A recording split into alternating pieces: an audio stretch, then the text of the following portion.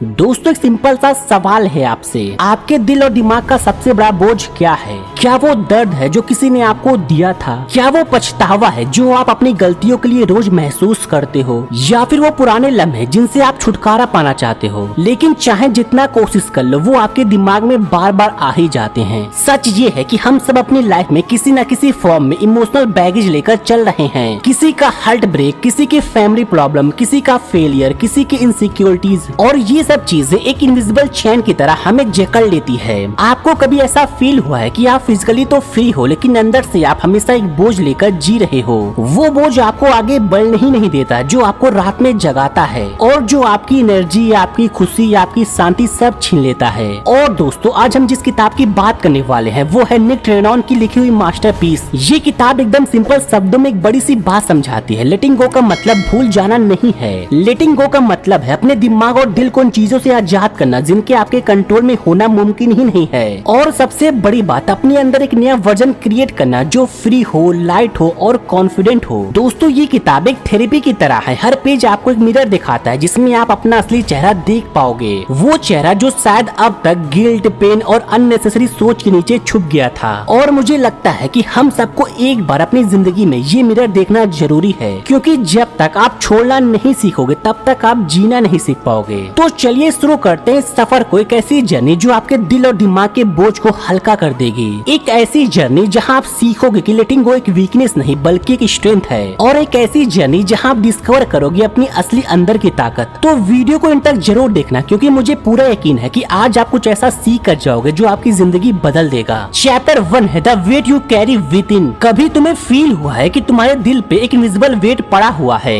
जैसे तुम चल रहे हो लेकिन हर कदम बहुत हैवी लगता है। जिंदगी के हर दिन में एक एक्स्ट्रा बोझ, गिल्ट का, रिग्रेट का या फिर उन चीजों का जो तुम कंट्रोल ही नहीं कर सकते। ये वेट तुम्हें दिखता ही नहीं लेकिन तुम्हें अंदर ही अंदर तोड़ता रहता है। सोचो, एक सिंपल एग्जांपल, एक दोस्त ने तुम्हें हर्ट कर दिया कुछ साल पहले। तुमने उस पल को कब काट दिया लेकिन उसके वर्ड्स तुम्हारे दिल में चिपक गए। अब चाहे वो दोस्त तुम्हारी जिंदगी में है या नहीं, उसकी एक बात तुम्हें हर बार याद आती है। तुम्हारे दिमाग के कोने में वो मेमोरी बस घूमती रहती है और तुम चाहे जितना आगे बढ़ने की कोशिश करो तुम्हें पीछे खींच लेती है। यही तो है the weight you carry within. Letting go easy लगता है सुनने में, छोड़ दो, भूल जाओ, मूव ऑन करो, लेकिन रियलिटी में लेटिंग गो सबसे टफ आर्ट है। हम अपने पेन, फेलियर्स या पास्ट सिचुएशन को टाइटली पकड़ कर रखते हैं, जैसे अगर हम उन्हें छोड़ देंगे तो हमारी आइडेंटिटी खत्म हो जाएगी। लेकिन असली सच तो ये है, जो तुम पकड़ कर रखते हो वही तुम्हें स्लो करता है, वही तुम्हारे ग्रोथ को रोकता है। एक रियल लाइफ सीन इमेजिन करो। एक इंसान अपना एक बड़ा बिजनेस लूज कर देता है, सारी सेविंग खत्म हो जाती है, फैमिली की उम्मीदें टूट जाती हैं। सालों तक वो बंदा बस इसी गिल्ट में जीता रहा, मेरी वजह से सब बर्बाद हो गया। उसने हर नई अपॉर्चुनिटी को रिजेक्ट किया क्योंकि उसके दिमाग में एक ही लाइन रिपीट होती रही, मैं फेल हो गया हूँ। अब एक और इंसान को सोचो जिसने अपना बिजनेस लूज किया लेकिन उसने डिसाइड किया कि वो पास्ट को अपनी वैल्यू डिफाइन नहीं करने देगा। उसने अपने फेलियर से सीखा, छोड़ा और दोबारा शुरू किया। दोनों के अलग रिएक्शन थे लेकिन सिचुएशन एक जैसी थी। पहला इंसान अपना वेट को कैरी करता रहा, दूसरा इंसान ने अपना बोझ छोड़ दिया और आगे बढ़ गया। लेटिंग गो का मतलब ये नहीं कि तुम अपनी प्रॉब्लम्स इग्नोर करो या दिखावा करो कि कुछ हुआ ही नहीं। लेटिंग गो का असली मतलब है एक्सेप्ट करना कि हाँ, चीजों ने हर्ट किया पर अब वो तुम्हारी लाइफ को कंट्रोल नहीं करेंगे। तुम अपने पास्ट के गुलाम नहीं बनोगे, तुम अपने प्रेजेंट के मास्टर बनोगे। कभी कभी हम रिलेशनशिप से चिपक कर रहते हैं, टॉक्सिक दोस्त या पार्टनर जो हमेशा तुम्हें नीचे गिराता है। दिल जानता है कि छोड़ना चाहिए लेकिन दिमाग कहता है शायद वो चेंज हो जाए, और इसी शायद में साल निकल जाते हैं। लेकिन लेटिंग गो का आर्ट ये सिखाता है तुम किसी को फोर्स नहीं कर सकते चेंज करने के लिए। तुम बस अपनी एनर्जी प्रोटेक्ट कर सकते हो और अपनी लाइफ के लिए हेल्दी चॉइसेस ले सकते हो। जिंदगी एक रिवर की तरह है, जब तक तुम अपने हाथ बंद करके एक पत्थर को पकड़ कर बैठोगे तुमसे पानी का फ्लो हमेशा टकराता रहेगा। लेकिन जैसे ही तुम अपने हाथ खोलकर उस पत्थर को छोड़ देते हो, तुम रिवर के फ्लो के साथ मूव करना स्टार्ट कर देते हो और वही फ्लो तुम्हें आगे लेकर जाता है। लेटिंग गो टफ है क्योंकि हम सोचते हैं कि अगर मैं छोड़ दूंगा तो इसका मतलब है मैं वीक हूँ। लेकिन रियलिटी में लेटिंग गो इज द अल्टीमेट स्ट्रेंथ, क्योंकि तुम एक्सेप्ट करते हो तुम्हें हर चीज कंट्रोल नहीं करनी। तुम अपनी एनर्जी उन चीजों में लगाते हो जो तुम्हारे कंट्रोल में है और यही चीज तुम्हें फ्री करती है। आज एक छोटा सा एक्सपेरिमेंट ट्राई करो। अपने दिमाग में एक सिचुएशन या एक इंसान को याद करो जिसको तुम सालों से पकड़ कर बैठे हो। सोचो कि तुम्हारे हाथ में एक हैवी स्टोन है, वही स्टोन जो तुम्हारी मेमोरीज और रिग्रेट का सिंबल है। अब इमेजिन करो कि तुम उस स्टोन को हाथ से छोड़ रहे हो। सिर्फ एक बार ट्राई करो, तुम्हें एक हल्का सा रिलीफ फील होगा, क्योंकि लेटिंग गो एक छोटी प्रैक्टिस से स्टार्ट होना है और धीरे धीरे वो तुम्हारी हैबिट बन जाता है। लाइफ का असली ब्यूटी तभी समझ आता है जब तुम अपना अननेसेसरी वेट पीछे छोड़ देते हो।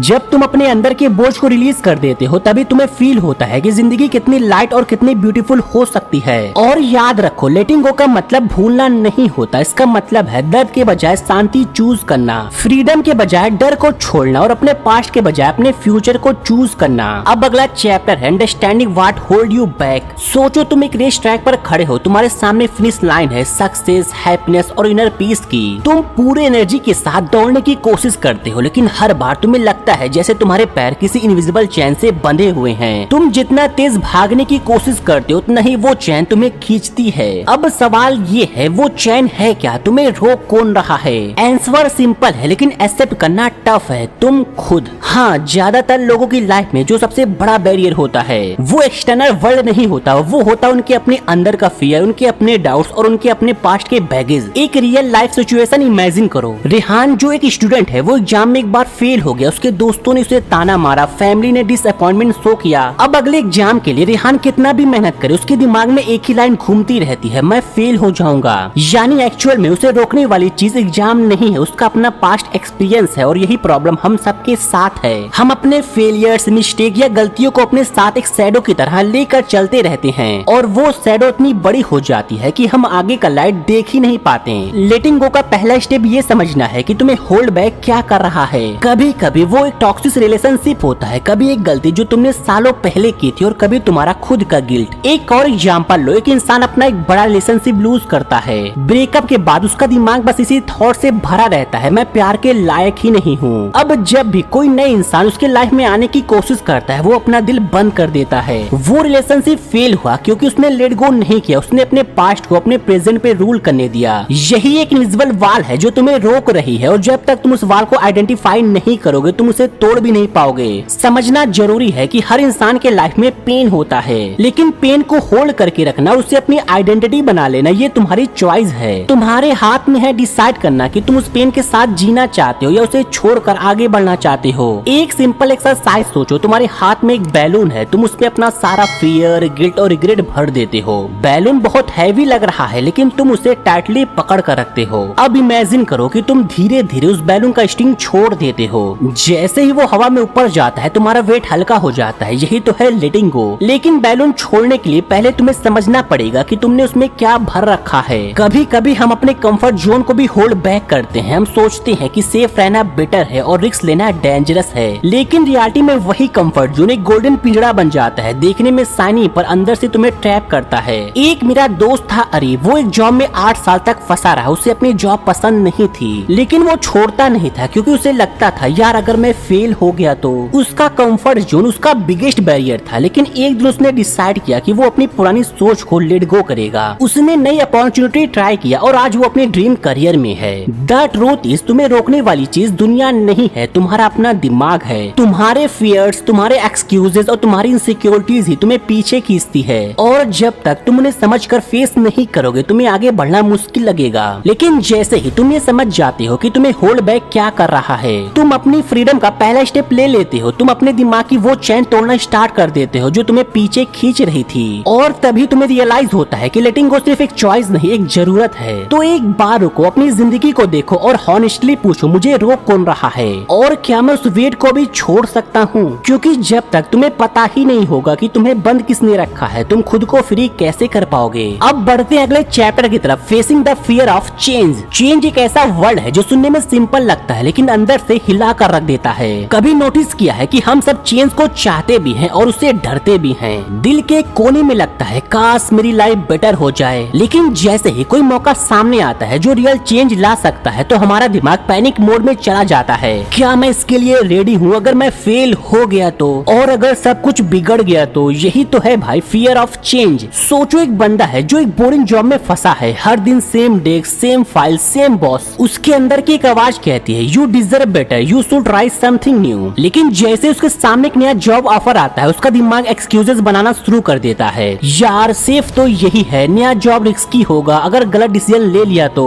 और वो वहीं पर अटका रहता है, सेफ बट दबा हुआ। हम सब के साथ यही होता है, हम अपना कंफर्ट जोन इतना टाइट पकड़ कर रखते हैं जैसे वो एक लाइफ बोट हो, लेकिन असल में वही कंफर्ट जोन हमें दबा रहा होता है। चेंज का डर नेचुरल है, क्योंकि चेंज का मतलब है अपनी पुरानी आदत, पुराने पैटर्न्स और पुरानी सोच को तोड़ना। और इंसान को फैमिलियर चीजों से प्यार होता है, चाहे वो टॉक्सिक ही क्यों ना हो। एक रियल लाइफ स्टोरी याद आती है। एक लड़की एक टॉक्सिक रिलेशनशिप में थी, जहाँ उसका पार्टनर उसकी रिस्पेक्ट नहीं करता था। हर दिन वो हर्ट होती, लेकिन उसके दिमाग में एक ही थॉट रहता, at least I am not alone. अगर मैं इसे छोड़ दूंगी तो क्या होगा, क्या मैं अकेली रह पाऊंगी। उसने चेंज को इतना डेंजरस समझ लिया था कि उसने अपनी खुशी सेक्रीफाइस कर दी। लेकिन एक दिन उसने डिसाइड किया कि वो फियर के साथ नहीं, करेज के साथ जिएगी। उसने रिलेशनशिप छोड़ दिया। पहले कुछ मंथ टफ थे, अकेलापन, लोगों के क्वेश्चन और सेल्फ डाउट, लेकिन धीरे धीरे उसने रियलाइज किया असली फ्रीडम तभी मिलती है जब तुम अपने डर को फेस करते हो और अपनी लाइफ का स्टीयरिंग व्हील खुद के हाथ में लेते हो। चेंज का डर असल में इमेजिनेशन का डर होता है। हम फ्यूचर में 1000 सिनेरियोज इमेजिन करते हैं, जैसे फेलियर, रिजेक्शन, पेन। हमारा माइंड हमेशा नेगेटिव साइड पे जूम करता है। लेटिंग गो का असली मीनिंग तभी कंप्लीट होता है जब हम अपने फियर ऑफ चेंज को फेस करते हैं। सोचो तुम एक जंगल के रास्ते पर खड़े हो, तुम्हें एक नदी क्रॉस करनी है जिसका ब्रिज पुराना और हिलता हुआ है। तुम्हें डर लगता है कि कहीं गिर ना जाऊं, लेकिन अगर तुम वो ब्रिज क्रॉस करते हो तभी तुम दूसरी तरफ का ब्यूटीफुल व्यू देख पाओगे। अगर तुमने कभी रिस्क ही नहीं लिया तो तुम वहीं पे अटके रहोगे जहाँ तुम अभी हो। फियर ऑफ चेंज को फेस करने का एक सिंपल तरीका है स्मॉल स्टेप लेना। तुम्हें एक ही दिन में अपनी पूरी लाइफ चेंज नहीं करनी, बस एक छोटी आदत को तोड़ना है, एक नया एक्शन लेना है या एक छोटा रिस्क लेना है। जैसे एक शाय इंसान अपनी कंफर्ट जोन से बाहर निकलने के लिए स्ट्रेंजर को हेलो बोलना स्टार्ट करे। छोटी चीजें ही बड़ा चेंज लाती हो। सबसे इम्पोर्टेंट बात, चेंज को अपना दुश्मन मत समझो। चेंज एक टीचर है। हर नए एक्सपीरियंस से तुम सीखते हो, तुम ग्रो करते हो। अगर तुम सेम जगह पे स्टक रहोगे तुम कभी अपना असली पोटेंशियल नहीं जान पाओगे। सोच कर देखो, एक कैटरपिलर अपनी सेफ ककून को कभी ना छोड़ता तो क्या वो कभी एक ब्यूटीफुल बटरफ्लाई बन पाता। फियर ऑफ चेंज को फेस करना टफ है, लेकिन याद रखो फियर का मतलब खतरा नहीं होता। फियर का मतलब होता है तुम कुछ नया ट्राई कर रहे हो, तुम ग्रोथ के एक नए स्टेप पर हो। तो अपने आप से हॉनेस्ट सवाल पूछो, मैं किस चेंज से इतना डरता हूँ और क्या मैं अपने डर को एक्सेप्ट करके एक स्टेप आगे बढ़ सकता हूँ। क्योंकि कभी कभी सिर्फ एक छोटी सी हिम्मत पूरी जिंदगी को बदल कर रख देती है। अब बढ़ते अगले चैप्टर की तरफ, द पावर ऑफ डिटैचमेंट। कभी सोचा है कि हमारी लाइफ का सबसे बड़ा स्ट्रगल क्या है? ज्यादा सोचना, ज्यादा एक्सपेक्टेशंस या फिर वो छोड़ना जो हमारे कंट्रोल में ही नहीं है।